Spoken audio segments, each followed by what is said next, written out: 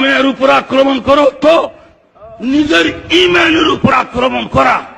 Jamia Mary জান হ্যায়, জামিয়া মেরা দো জাহাं হ্যায়, জামিয়া মেরা ঈমান হ্যায়। জামিয়ার উপর আক্রমণ করো তো নিজের ইমানের উপর আক্রমণ করা। আক্রমণকারীকে সাহায্য করা মানে ইমানের উপর, তার ইমানের উপর আক্রমণ করা। জামিয়ার বিরোধিতা করে কোনো লাভ নাই, কারণ জামিয়া আশিক রাসূল তৈরির কারখানা।